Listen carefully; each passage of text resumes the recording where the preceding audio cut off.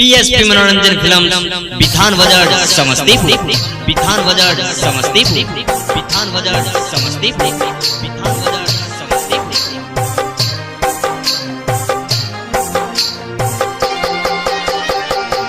Music by Ram आदेश कुशवाहा।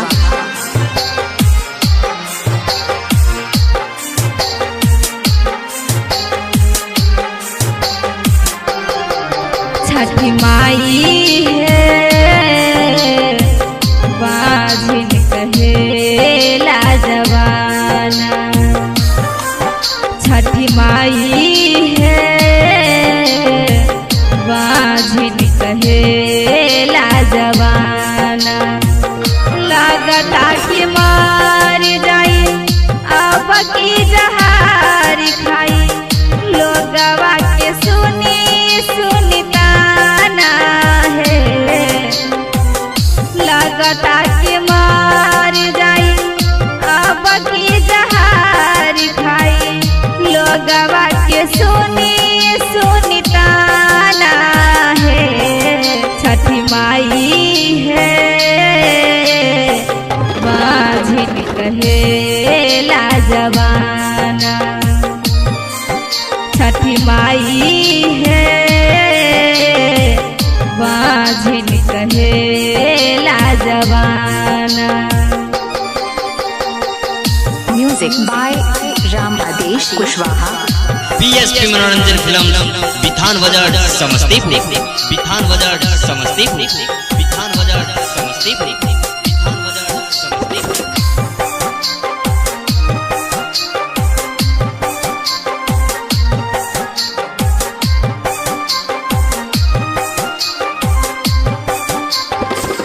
सुनी है छठी माई हमन के बयान है, भुइया लोटी करब हम दंड प्रणाम है।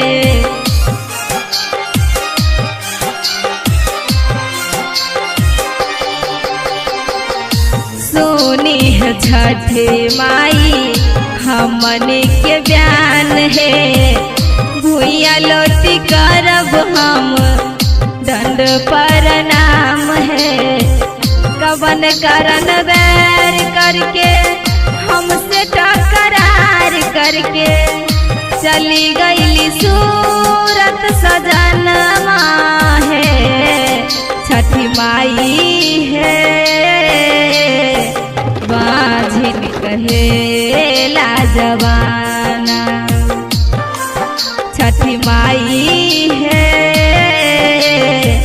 बाझिन कहेला जवाना।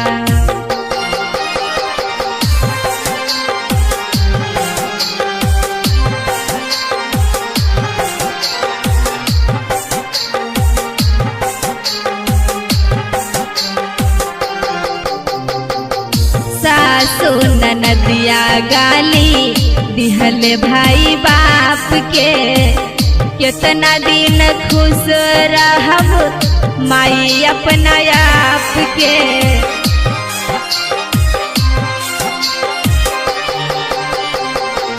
सासु ननदिया गाली दिहले भाई बाप के, कितना दिन खुश रहब माई अपना आप के।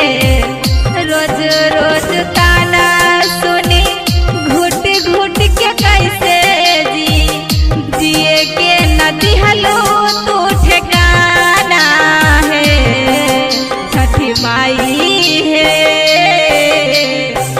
बाझिन कहेला जवाना, छठी माई है बाझिन कहेला जवाना।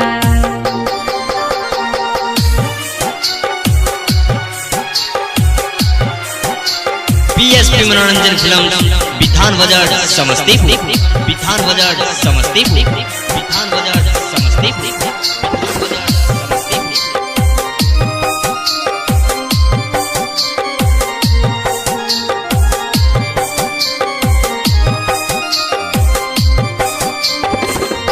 पागल हो जई है माई बेटी तोहर नेभा कैसे संभल है लक्ष्मण रोशन गम के बोझा।